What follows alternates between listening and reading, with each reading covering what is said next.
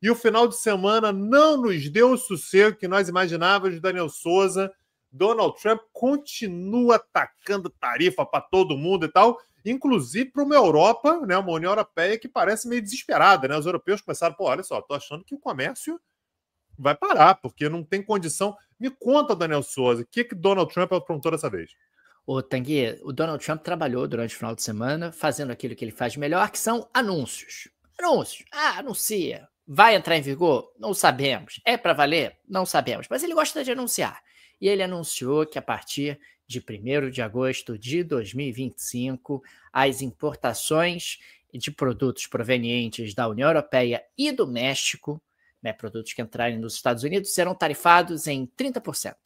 Para o México, o Trump justificou a medida como resposta à insuficiência no combate ao narcotráfico de fentanil pelos cartéis que, abre aspas, tentam transformar os Estados Unidos em um playground do narcotráfico, fecha aspas, e para a União Europeia a justificativa foi o longo déficit comercial dos Estados Unidos com o bloco, ressaltando políticas protecionistas e barreiras comerciais dos europeus contra produtos americanos. É interessante que a presidente da Comissão Europeia, a Ursula von der Leyen, declarou que o bloco continua disposto a negociar antes de 1º de agosto, mas não descarta contramedidas proporcionais, em bom português, à boa e velha retaliação.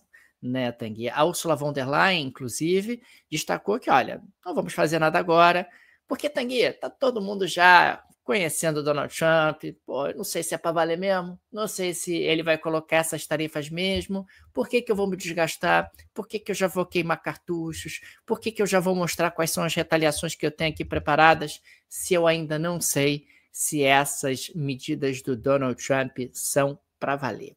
Já a presidente do México qualificou as tarifas como um tratamento injusto e informou que está buscando uma alternativa negociada antes do prazo. Ou seja, o México segue aí na linha de diálogo, de conversa, até porque o México depende demais do mercado americano, mais de 80% das exportações mexicanas, elas acabam indo em direção aos Estados Unidos. Ao contrário do Brasil, né, que tem um percentual das suas exportações com destino aos Estados Unidos relativamente pequeno, né, não chega a 20%, exportações que representam pouco no PIB brasileiro, quer dizer, o Brasil é um país que exporta pouco, importa pouco, o México é diferente, o México as exportações representam muito mais no PIB mexicano, e os Estados Unidos são mais de 80% dessas exportações, portanto, todo cuidado é pouco. A Cláudia Sheinbaum já sinaliza que vai continuar na mesma estratégia, olha, vamos conversar, vamos dialogar, vamos ver exatamente o que é, o que os americanos precisam. O interessante é que nenhum dos dois argumentos é novo. O Donald Trump já utilizou esse argumento contra os europeus em outros momentos, ele já utilizou esse argumento contra o México em outros momentos nos quais ele recuou. Então, uma vez mais, existe aí a percepção de que talvez ele recue de novo. E, uma vez mais, o Trump aparece com as tarifas lineares, 30% para todos os produtos, o que é uma insanidade.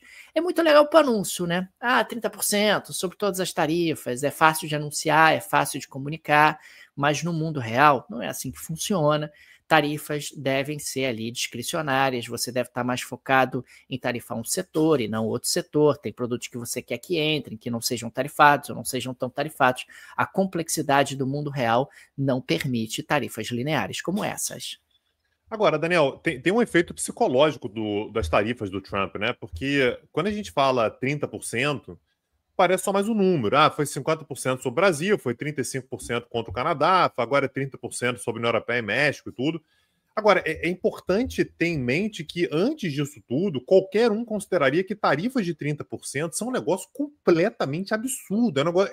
É muito alto, né? É realmente assim, tem algumas pessoas que estão fazendo essa comparação, e eu acho ela perfeita, que parece de fato uma sanção, né? Parece uma coisa de eu quero prejudicar deliberadamente a sua economia, independente de ser aliado ou não.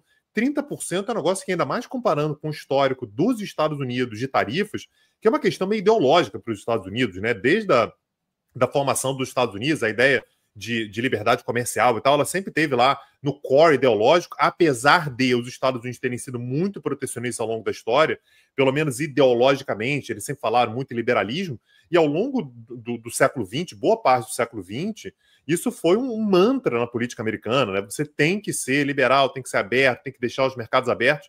30% é um contraste muito grande com o que os Estados Unidos faziam até pouco tempo, e me parece, né, por isso que eu comecei o episódio assim, a gente está falando sobre uma Europa, por exemplo, que demonstrou até uma certa serenidade, né, o comissário europeu para comércio, dizendo, olha, 30% praticamente inviabiliza comércio, não vai ter comércio. O comércio ele vai acontecer em áreas muito específicas, em áreas em que eventualmente tiver uma ou outra exceção e tudo, mas a tendência é que a própria Europa ela comece a buscar outros parceiros, ela vai ter que arrumar outra maneira, ou o Trump recuar. O problema é, ninguém aguenta, Daniel, fazer um planejamento sem saber se daqui a... Ah, beleza, ele vai recuar. Daqui a 2 meses ele vai colocar a tarifa de 30%? Daqui a 6 meses? Daqui a 1 ano? É importante lembrar que ele tem um mandato de 4 anos e não passou nem metade do primeiro ano ainda. Quer dizer, acabou de vencer a metade do primeiro ano. Imagina, tem 3 anos e meio nesse desespero. Então, é algo que realmente muda muito referencial, né? Quando a gente fala sobre o que é tarifa de comércio em si, né? E é importante registrar, Tanguy, que historicamente, particularmente nesse período de globalização, os Estados Unidos praticaram ali tarifas médias de importação de 2%, 3%. São quase tarifas regulatórias que você está praticando quando você estabelece um patamar como esse. Isso incentivou demais as importações americanas de inúmeros países. E agora, no governo Trump, você já está tendo aí uma prática média de tarifas 17%, 18%. Quer dizer, a tarifa já subiu muito.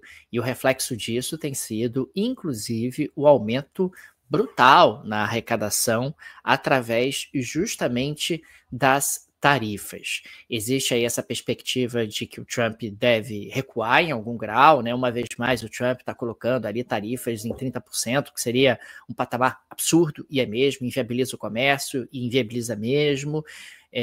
Mas não me parece que a gente vai voltar ao que nós tínhamos antes, né? Por mais que o Trump eventualmente recue. Daniel, do ano passado, em 2024, a gente falou bastante aqui sobre a questão da Nova Caledônia, né, que é um território ultramarino francês.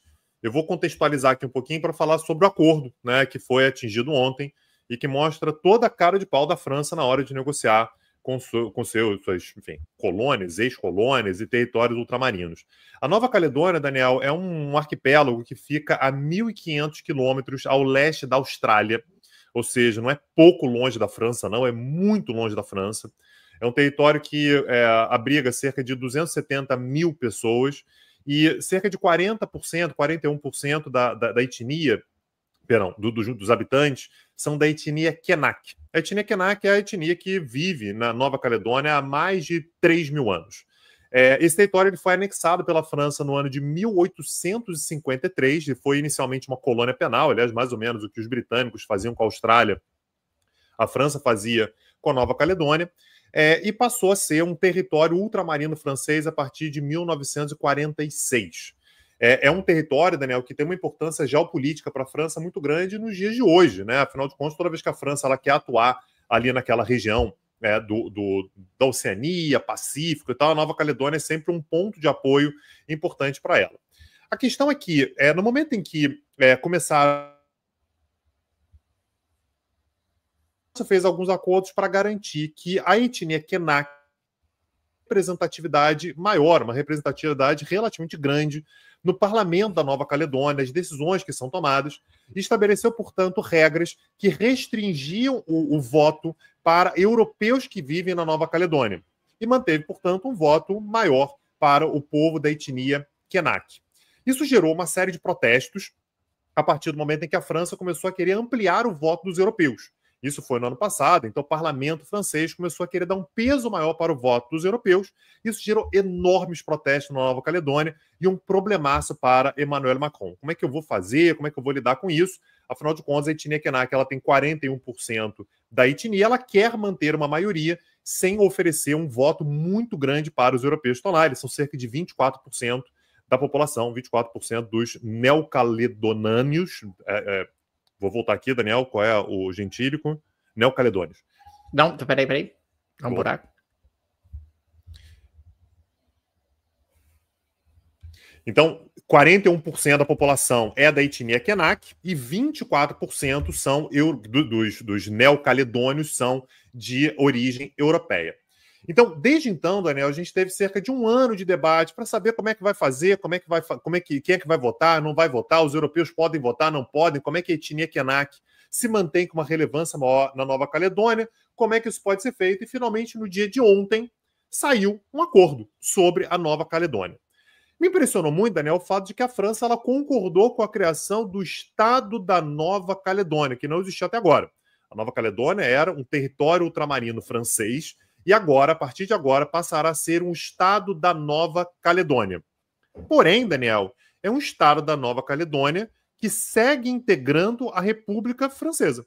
Então é um Estado, mas que não é exatamente um Estado independente. Tanto é que os neocaledônios vão passar a ter duas nacionalidades. Eles vão ser neocaledônios e franceses. Ah, mas vai poder entrar na ONU, por exemplo. Não vai poder entrar na ONU, não terá representação internacional e temas como moeda, defesa e sistemas judiciários permanecerão sob domínio exclusivo da França.